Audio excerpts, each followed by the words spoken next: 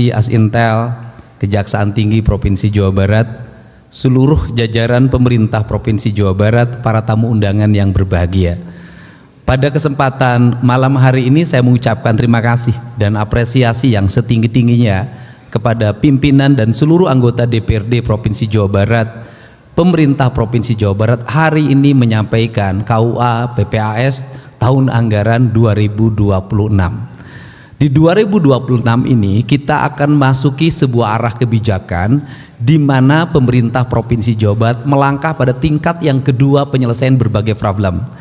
Satu, menyelesaikan dan pedesaan, tidak terjadi disparitas antara pendidikan utara dan selatan, timur dan barat, sehingga distribusi pendidikan berkeadilan dan bisa dirasakan secara luas oleh masyarakat, dan masyarakat memiliki kesempatan yang terbuka untuk bersekolah di seluruh provinsi Jawa Barat.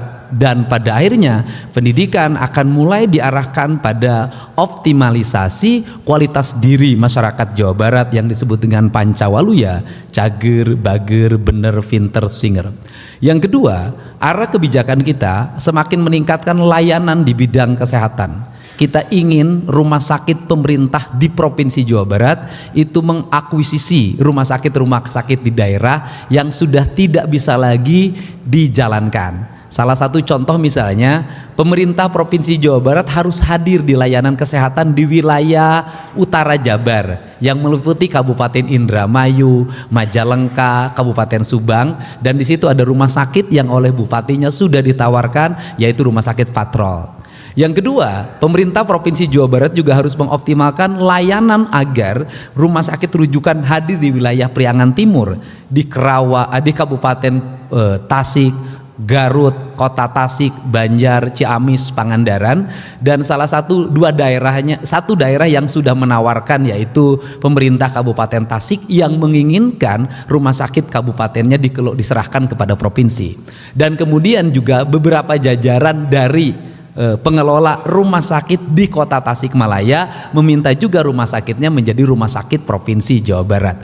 Nah, kemudian kita juga ingin mendorong layanan-layanan di bidang kesehatan diarahkan ke wilayah Barat, wilayah Bogor, wilayah Bekasi, Kota Bekasi, dan Depok. Karena kalau rumah sakit di wilayah Sukabumi sudah tersedia.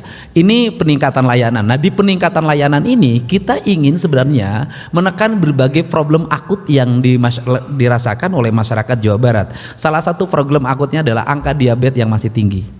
Ini juga harus bisa diselesaikan dengan berbagai pendekatan, dan pola itu sedang saya siapkan bagaimana menurunkan angka diabetes. Kedua, menurunkan angka TBC, dan yang paling urgent adalah masih tingginya angka kematian ibu dan anak karena melahirkan. Ini juga problem. Kemudian juga menyelesaikan berbagai problem stunting yang tidak harus diselesaikan secara tuntas karena sudah tidak layak lagi. Di Jawa Barat ini ada ibu, ada anak yang tidak terurus, yang pada akhirnya melahirkan kemiskinan dan tumbuhnya stunting, dan ini akan merusak harapan masa depan bangsa. Ini. Kemudian di bidang infrastruktur di 2026 itu kita ingin mulai menyelesaikan berbagai, karena infrastruktur jalan provinsi sudah relatif menurut saya baik, dan di 2006 100% terbangun dengan baik, tetapi kita sudah akan mengarah pada penyelesaian problem-problem kemacetan. Kita ingin menyelesaikan problem kemacetan di Depok. Pemerintah kotanya sudah menyanggupi di tahun 2026 menyelesaikan pembebasan di underpass Citayam. Kemudian kita ingin membangun Gatot Subroto, jembatan layang di Gatot Subroto Cimahi. Dan kemudian juga kita ingin membangun jembatan layang di Kabupaten Bandung. Ini pusat problem kemacetan. Kemudian yang berikutnya kita ingin menyelesaikan penobatan Kecamatan Jatinangor sebagai kota pelajar. Karena menurut saya masih sangat jauh dikatakan kota pelajar. Lalu lintasnya berantakan, kaki limanya berantakan, sampahnya berantakan, bahkan banyak kematian akibat kecelakaan lalu lintas ketika menyeberang pergi kuliah. Ini juga saya sudah ketemu ITB, saya meminta ITB untuk melakukan penataan. Kemudian yang berikutnya, di 2026 ini kita akan fokus untuk merevitalisasi danau-danau. embung-embung di berbagai tempat, di berbagai daerah yang ada potensi embung yang itu milik pemerintah Provinsi Jawa Barat akan kami revitalisasi. Kami akan melakukan perbanyakan alat berat, ponton dan sejenisnya. Kemudian kami juga akan fokus melakukan pelebaran dan kemudian mengangkat sedimentasi sungai di Jawa Barat sehingga target untuk swasembada pangan terselesaikan. Kemudian kami membangun kerjasama dengan perguruan tinggi untuk melakukan pengayaan pengetahuan di bidang pembibitan, kemudian peningkatan alsintan. Ini yang harus menjadi fokus utama kita karena tidak mungkin pertanian dibangun tanpa basis teknologi. Kemudian yang berikutnya adalah di 2026 kami ingin menyelesaikan ketertinggalan masih adanya masyarakat Jawa Barat yang listriknya belum tersambung. Seharusnya sudah selesai tahun ini karena dalam hitungan saya dulu di data awal yang tidak punya listrik itu sekitar 150.000 orang rumah. Ternyata setelah didata sekarang berubah menjadi 400.000. Nah kita ingin tahun depan itu selesai. Nah ini data kita tahun depan selesai. Kemudian yang berikutnya kami juga ingin seluruh jalan raya di Jawa Barat nanti ber-PJU semuanya. Kemudian memiliki drainase, memiliki taman, memiliki jaringan telekomunikasi yang memadai, jaringan keamanan CCTV yang memadai. Itu yang akan menjadi orientasi utama kita. Nah, kemudian kita juga akan segera mendorong Jawa Barat tumbuh kawasan investasi yang terintegrasi. Kita ingin industri-industri yang hari ini dibangun tahun depan sudah mulai bisa berproduksi, membangun investasi baru, mempertahankan industri yang ada. Seluruh rangkaian ini harus terkoneksi dalam sebuah kerangka berpikir, anggaran yang terstruktur, kemudian efisien dalam pengelolaannya dan memiliki bobot output outcome dan benefit yang baik untuk kepentingan masyarakat. Kerangka dasar ini akan diletakkan dengan baik sehingga Jawa Barat nanti menjadi daerah yang memiliki kecukupan fiskal, efisien dalam belanja, tepat dalam melakukan pembangunan sesuai dengan prioritas kebutuhan dasar masyarakat Jawa Barat. Itu saja sebagai pengantar, mudah-mudahan pada pertemuan malam hari ini kita bisa melakukan pembahasan secara komprehensif yang pada akhirnya apapun yang dilahirkan oleh kita memiliki dampak bagi kemajuan, kemakmuran masyarakat Jawa Barat. Terima kasih. Wallahu muwaffiq ila aqwamit thoriq. Assalamualaikum warahmatullahi wabarakatuh. Sampurasun.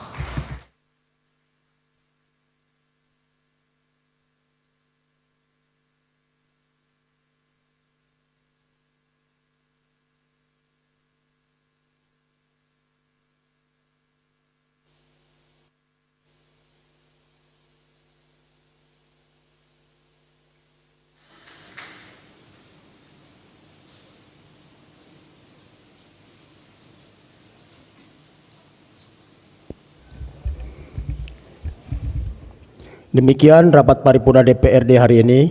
Sekali lagi kami mengucapkan terima kasih atas perhatian dan kehadiran Bapak dan Ibu. Semoga hal ini menjadi bagian dari amal soleh kita semua. Amin ya robbal alamin. Dengan mengucapkan alhamdulillahirabbil alamin, rapat paripurna DPRD hari ini. Halo, izin pimpinan interupsi sedikit, mohon maaf. Ya, silakan. Bismillahirrahmanirrahim. Assalamualaikum warahmatullahi ta'ala wabarakatuh. Izin pimpinan, sebagaimana kita tahu bahwa kita di sini sudah melalui banyak diskusi ke diskusi, banyak rapat ke rapat, banyak musyawarah ke musyawarah, termasuk dari paripurna ke paripurna. Diskusi rapat termasuk paripurna ini tentu adalah bagian dari pemerintah ini dalam menyelesaikan masalah-masalah. Namun sebagaimana kita tahu bahwa masalah-masalah tersebut adalah masalah-masalah yang telah lalu. Masalah-masalah lama, masalah-masalah yang terprediksi jauh-jauh hari sehingga bisa diselesaikan dengan berbagai banyak diskusi termasuk dalam permusyawaratan kali ini. Pertanyaan saya, bagaimana dengan permasalahan-permasalahan yang baru muncul, baru ada ketika pemerintah ini sedang melakukan musyawarah, baru ada bahkan ketika pemerintah ini mengeluarkan kebijakan. Banyak hal, permasalahan-permasalahan baru yang itu justru dikeluarkan dari kebijakan dari pemerintah. Tidak sedikit saya mencatat, khususnya kami di Komisi 5, 15 kebijakan pemerintah ini di dunia pendidikan. Ada dua hal yang paling memberatkan, terutama untuk mereka yang ada di swasta. Salah satunya yaitu kebijakan terkait masalah ijazah dan kedua adalah terkait PAPS.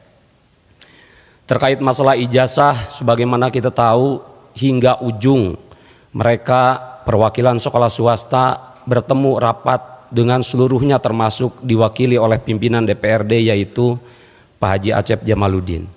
Termasuk ketika rapat PAPS hingga akhir dapat diterima oleh Ketua DPRD yaitu Pak Haji Buki. Namun apakah rekomendasi-rekomendasi mereka itu dapat memberikan warna? Jangankan merubah, memberikan warna saja tidak. Yang saya harapkan dari pembicaraan ini, andai kata pemerintah tetap pada keputusannya, tidak merubah itu, tolong bisa menerima mereka secara langsung. Tolong agar dapat menerima, mendengar keluhan mereka secara langsung.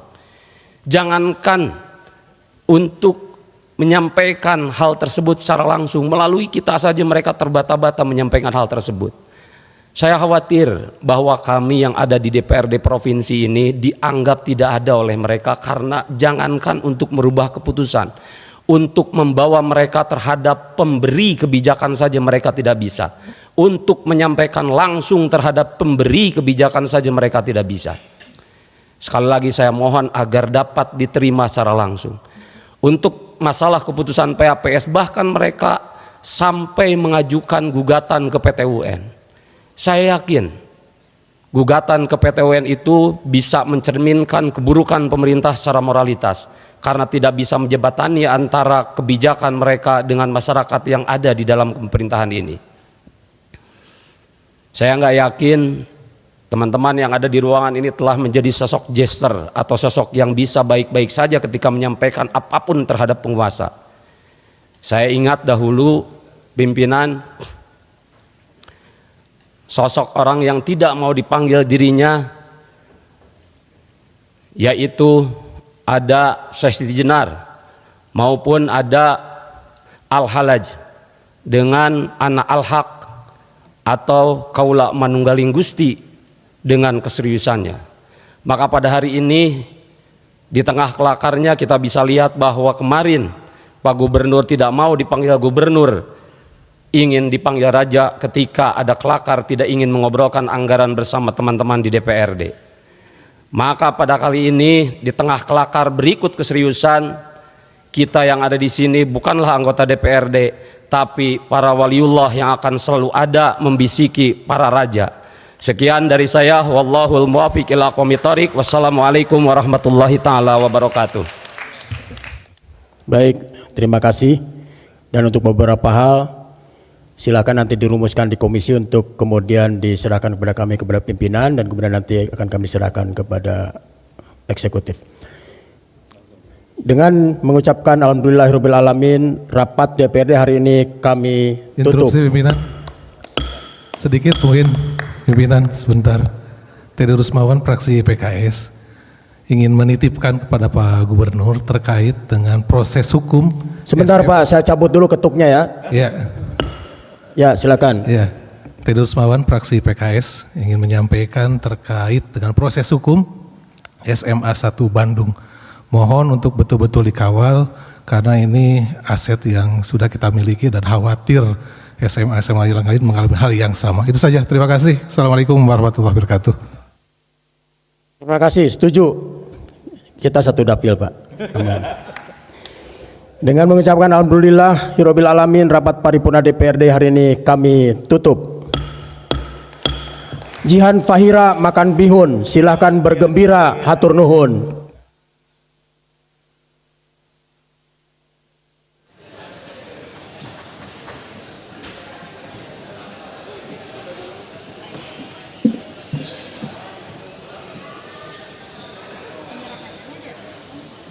Pimpinan DPRD Provinsi Jawa Barat tiba di tempat acara.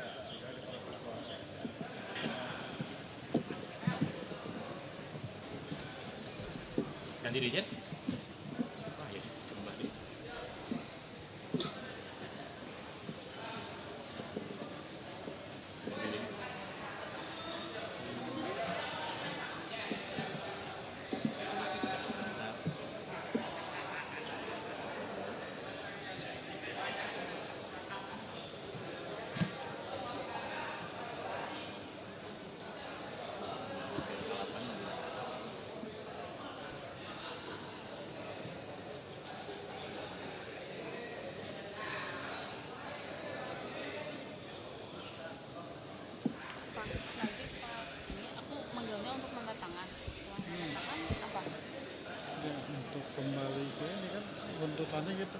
Setelah Penyerahan? itu nanti ada pidato. Kalau yang penyerahan itu Penyerahan masih di sini. masih di atas. Penyerahan di atas di bawah tuh. Di bawah. Pas setelah pidato apa penyerahan? Penyerahan kan setelah pidato. Oh gitu. Nanti ya udah di atas penyerahan.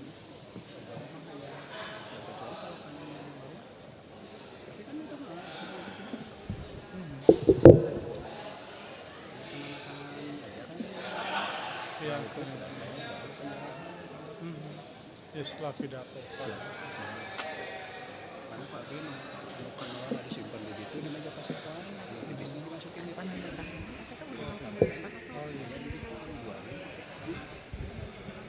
Tapi kalau penyerahan pokok kan lapangan. Tapi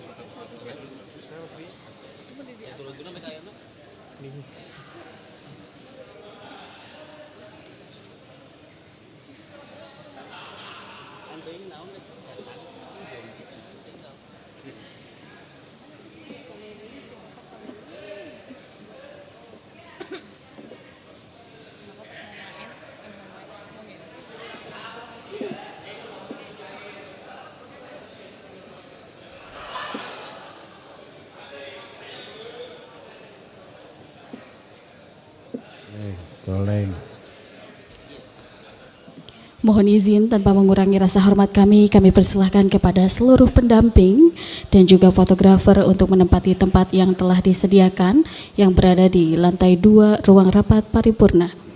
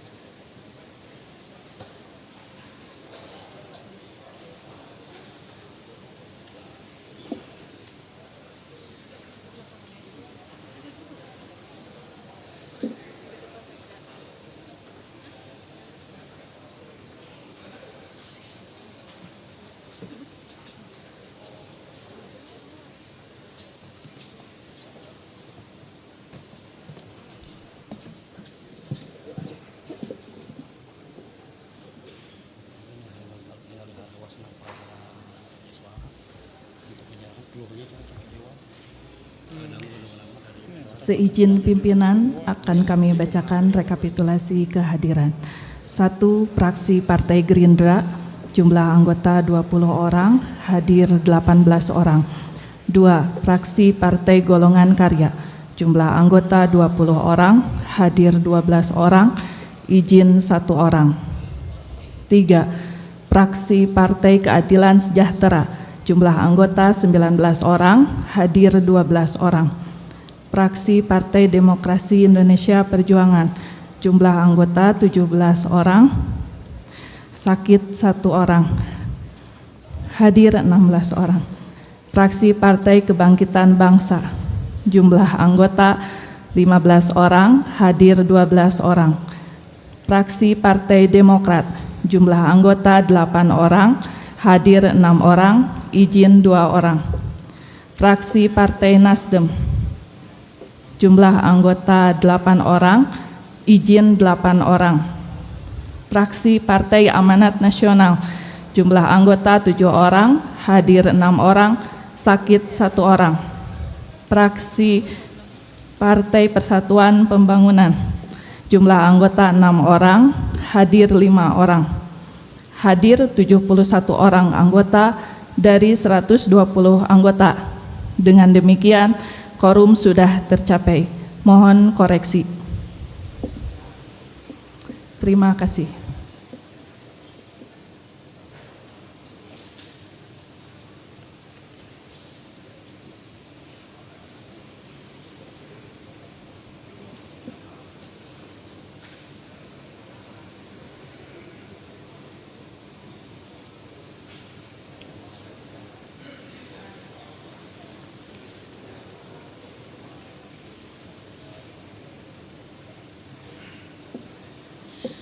Bapak Ibu yang terhormat, mengawali acara menyanyikan bersama lagu kebangsaan Indonesia Raya.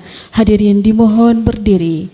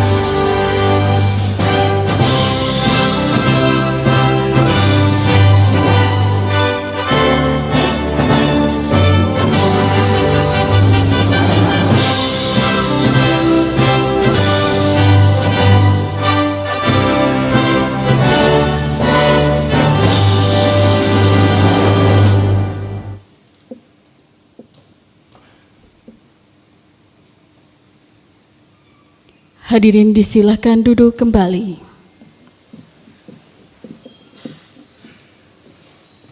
Pembacaan doa.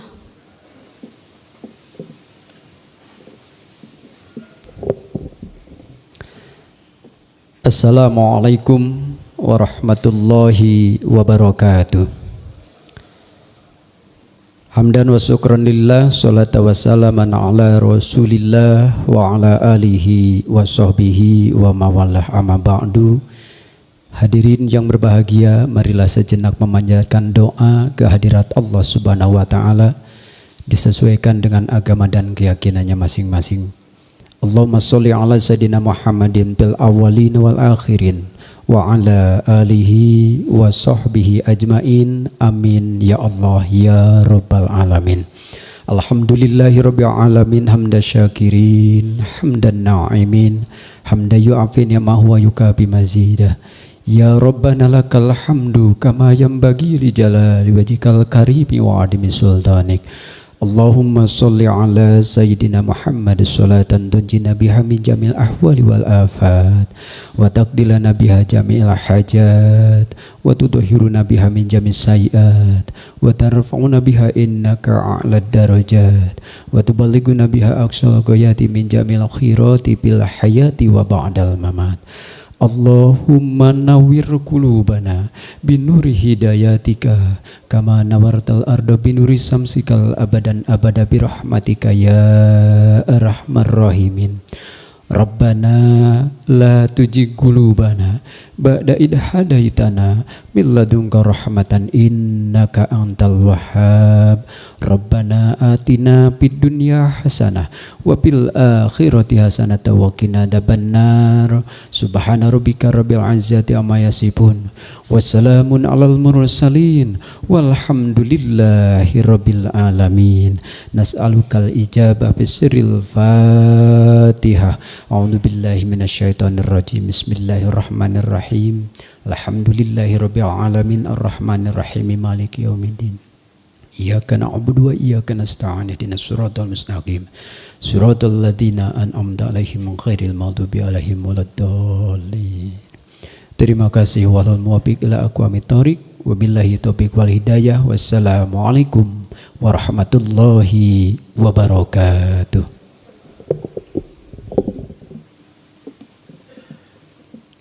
Bapak Ibu yang kami hormati, rapat paripurna DPRD Provinsi Jawa Barat pada hari ini dipimpin oleh Ketua DPRD Provinsi Jawa Barat yang terhormat Bapak Dr. Haji Buki Wibawa MSI. Kami silakan. Terima kasih. Bismillahirrahmanirrahim. Assalamualaikum warahmatullahi wabarakatuh. Salam sejahtera bagi kita semua. Salam, Om Swastiastu, Namo Buddhaya, salam kebajikan, Rahayu, Sampurasun. Yang terhormat Gubernur Jawa Barat, Bapak Haji Deddy Mulyadi. Yang terhormat rekan-rekan Forum Koordinasi Pimpinan Daerah Provinsi Jawa Barat atau yang mewakili. Di sini hadir Asisten Intelijen Kejati Jabar, Bapak Dr. Agustinus Heri Mulyanto SHMH. Yang saya hormati Bapak dan Ibu anggota DPRD Provinsi Jawa Barat. Yang saya hormati Sekretaris Daerah beserta para pejabat pemerintah daerah Provinsi Jawa Barat. Yang saya hormati tokoh agama dan sesepuh di Jawa Barat. Yang saya hormati para wartawan media cetak, elektronik, serta hadirin dan tamu undangan yang kami muliakan. Rapat paripurna DPRD yang kami hormati, puji dan syukur mari kita panjatkan kehadirat Allah Subhanahu wa taala karena atas rahmat, karunia serta ridhonya. Pada hari ini kita dapat menghadiri rapat paripurna DPRD dalam keadaan sehat walafiat. Shalawat dan salam semoga selalu tercurah kepada junjungan kita baginda Nabi besar Muhammad sallallahu alaihi wasallam beserta keluarganya, para sahabatnya, juga pengikutnya sampai akhir zaman. Kepada yang terhormat Bapak dan Ibu peserta rapat, kami mengucapkan terima kasih atas kehadirannya. Berdasarkan laporan dari Sekretariat DPRD sesuai pasal 125 ayat 1 huruf C Peraturan DPRD nomor 1 tahun 2024 tentang tata tertib DPRD, anggota DPRD yang hadir dalam rapat paripurna DPRD hari ini adalah sebanyak 71 dari 120 anggota. Dengan demikian quorum telah tercapai. Dengan mengucapkan bismillahirrahmanirrahim, rapat paripurna DPRD hari ini kami buka dan dinyatakan terbuka untuk umum. Rapat paripurna DPRD yang kami hormati, sesuai undangan, acara rapat paripurna hari ini adalah kesepakatan bersama antara Gubernur dan DPRD atas rancangan perubahan KUA dan rancangan perubahan PPAS tahun 2025. Untuk pelaksanaannya kami mohon persetujuan rapat paripurna yang terhormat ini. Apakah acara yang kami sebutkan tadi Bapak dan Ibu setujui? Terima kasih.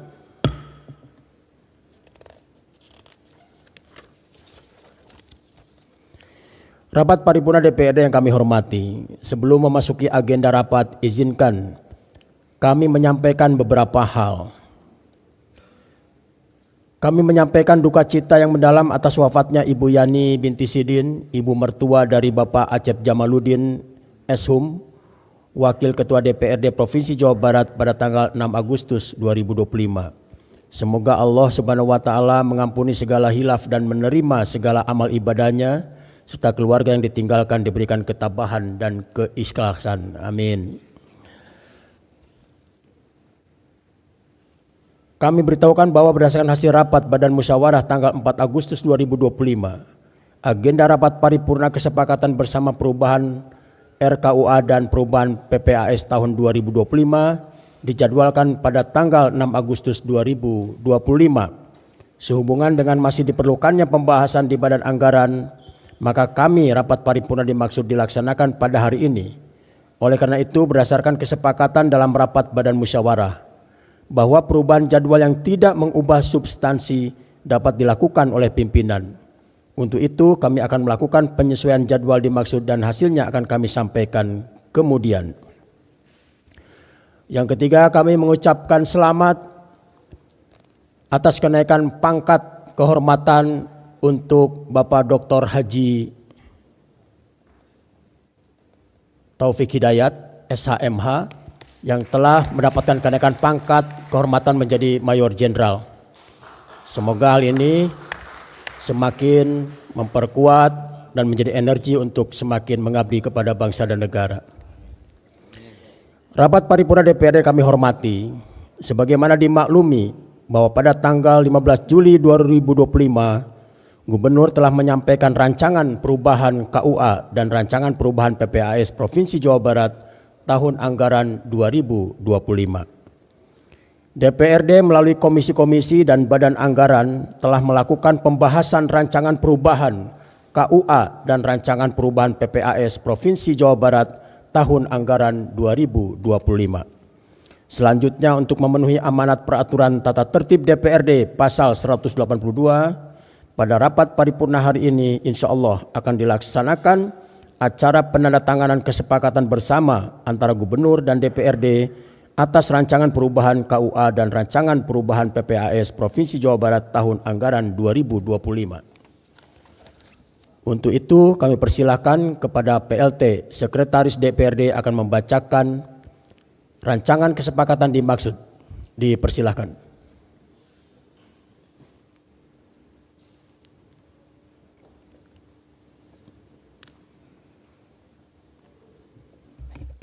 Nota kesepakatan antara pemerintah daerah Provinsi Jawa Barat dengan Dewan Perwakilan Rakyat Daerah Provinsi Jawa Barat tentang perubahan kebijakan umum anggaran pendapatan dan belanja daerah tahun anggaran 2025. Nomor masih kosong. Pada hari ini, Kamis tanggal 7 bulan Agustus tahun 2025, bertempat di Bandung, kami yang bertanda tangan di bawah ini: 1 Romawi, nama Dedi Mulyadi, jabatan Gubernur Jawa Barat, alamat kantor Jalan Diponegoro nomor 22, Bandung. Dalam hal ini bertindak untuk dan atas nama pemerintah daerah Provinsi Jawa Barat, selanjutnya disebut pihak ke-1. 2 Romawi, 1. Nama Buki Wibawa, jabatan Ketua DPRD Provinsi Jawa Barat, alamat kantor Jalan Diponegoro nomor 27, Bandung. 2. Nama Iwan Suryawan, jabatan Wakil Ketua DPRD Provinsi Jawa Barat, alamat kantor Jalan Diponegoro nomor 27, Bandung. 3. Nama MK Iswara, jabatan Wakil Ketua DPRD Provinsi Jawa Barat, alamat kantor Jalan Diponegoro nomor 27, Bandung. Secara bersama-sama selaku pimpinan Dewan Perwakilan Rakyat Daerah Provinsi Jawa Barat dalam hal ini bertindak untuk dan atas nama Dewan Perwakilan Rakyat Daerah Provinsi Jawa Barat selanjutnya disebut pihak kedua. Pihak ke-1 dan pihak kedua dengan ini menyatakan bahwa 1. Dalam rangka penyusunan perubahan anggaran pendapatan dan belanja daerah diperlukan perubahan kebijakan umum anggaran pendapatan dan belanja daerah yang disepakati di channel Hanif Farhanawasi. Di sini saya akan membahas gagasan Kang Deddy Mulyadi pada rapat paripurna DPRD Jawa Barat. Yang disampaikan Kang Deddy Mulyadi ternyata bukan sekedar bicara soal pembangunan daerah. Di balik pembahasan APBD pada program 2026, Kang Deddy justru menyentuh persoalan yang juga menjadi tantangan banyak negara di dunia, mulai dari pendidikan, kesehatan, sanitasi, pembiayaan rumah sakit, stabilitas fisikal, sampai kemacetan perkotaan. Dan yang menarik, Kang Deddy tidak hanya berbicara mengenai bagaimana membangun fasilitas, tapi bagaimana memastikan pembangunan tersebut benar-benar memberikan manfaat kepada masyarakat. Yang pertama, Kang Deddy meminta DPRD tidak hanya menjadi pihak yang menyetujui perencanaan, ia justru meminta kritik diberikan apabila terdapat program pembangunan yang dinilai tidak sesuai. Karena menurutnya, ukuran keberhasilan pembangunan bukan sekedar proyek selesai, tetapi apakah output dan benefit yang benar-benar dirasakan masyarakat. Ini sebenarnya merupakan persoalan besar dalam tata kelola pemerintahan modern. Sebuah proyek bisa selesai tepat waktu, tetapi kalau masyarakat tidak mendapatkan manfaat maksimal, apakah pembangunan tersebut benar-benar berhasil? Pertanyaan seperti inilah yang membuat isu pembangunan Jawa Barat bisa dikaitkan dengan pembahasan global mengenai good governance and public accountability. Kemudian Kang Deddy menyoroti persoalan fisikal. Ia menyampaikan bahwa pemerintah daerah sedang berupaya melakukan negosiasi dana dengan pemerintah pusat agar arus kas daerah lebih stabil. Karena tanpa ruang fisikal yang cukup, pemerintah akan kesulitan melakukan terobosan. Jalan tidak bisa dibangun, sekolah sulit diperluas, rumah sakit membutuhkan tambahan dukungan, dan program sosial juga akan semakin terbatas. Dengan kata lain, pembangunan membutuhkan visi, tetapi visi membutuhkan kekuatan fisikal. Persoalan seperti ini bukan hanya dialami oleh Jawa Barat. Banyak pemerintah daerah di berbagai negara juga menghadapi pertanyaan yang sama. Bagaimana membagi sumber daya secara adil antara pemerintah pusat dan daerah? Lalu Kang Deddy membahas tentang pendidikan menjadi salah satu gagasan yang paling menarik. Kang Deddy menyoroti mahalnya pengadaan lahan untuk sekolah. Daripada terus membeli tanah dengan biaya tinggi, ia menawarkan pendekatan berbeda. Salah satunya adalah mengakuisisi sekolah swasta yang mengalami kesulitan dari regulasi maupun fisikal. Selain itu, terdapat gagasan menggabungkan SMP dan SMA dalam satu bangunan untuk meningkatkan efisiensi. Ini menarik karena jika dilihat dari perspektif global, karena tantangan pendidikan ini banyak di wilayah bukan hanya soal membangun sekolah, tapi bagaimana mendapatkan akses pendidikan berkualitas dengan anggaran yang terbatas. Jadi pertanyaannya bukan berapa banyak gedung yang kita bangun, tapi berapa banyak anak yang bisa mendapatkan pendidikan dari anggaran yang kita miliki. Kemudian Kang Deddy membahas tentang sektor kesehatan. Kang Deddy menyoroti penanganan penyakit seperti TBC dan kusta. Menurutnya penanganan tidak boleh berhenti pada pemberian obat, karena jika kondisi lingkungan dan sanitasi tidak diperbaiki, masalah kesehatan bisa terus berulang. Inilah yang membuat pendekatan Kang Deddy menarik, karena kesehatan masyarakat tidak hanya berbicara tentang rumah sakit, tapi juga tentang rumah, air, sanitasi, lingkungan, dan kualitas hidup. Dengan kata lain, mencegah penyakit dimulai jauh sebelum pasien masuk rumah sakit. Konsep seperti ini sangat relevan dengan pendekatan kesehatan masyarakat modern di berbagai negara. Lalu Kang Deddy menyinggung persoalan pelayanan kesehatan dan tekanan fisikal rumah sakit pemerintah. Ia menyoroti bagaimana aturan pelayanan dan mekanisme pembiayaan dapat mempengaruhi kondisi keuangan rumah sakit. Ketika beban pasien meningkat, sementara mekanisme pembiayaan tidak berjalan ideal, rumah sakit pemerintah bisa berada dalam tekanan, dan ini bukan masalah kecil. Dan yang membuat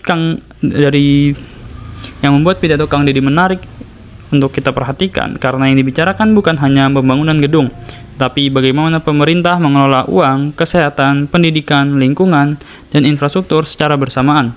Apakah semua gagasan tersebut akan berhasil? Tentu jawabannya baru bisa kita lihat dari implementasinya. Namun jika berhasil diterapkan dan menghasilkan manfaat nyata bagi masyarakat, Jawa Barat bisa menunjukkan satu hal penting, bahwa inovasi pemerintahan tidak selalu harus datang dari negara maju. Bisa saja sebuah terobosan justru lahir dari daerah yang sedang berusaha menyelesaikan masalahnya sendiri. Dan pertanyaan sekarang, apakah Jawa Barat sedang menyiapkan model pembangunan yang suatu hari bisa menjadi perhatian dunia? Kita tunggu saja beberapa tahun ke depan. Mungkin itu saja yang dapat saya sampaikan. Kurang lebihnya mohon maaf. Wassalamualaikum warahmatullahi wabarakatuh.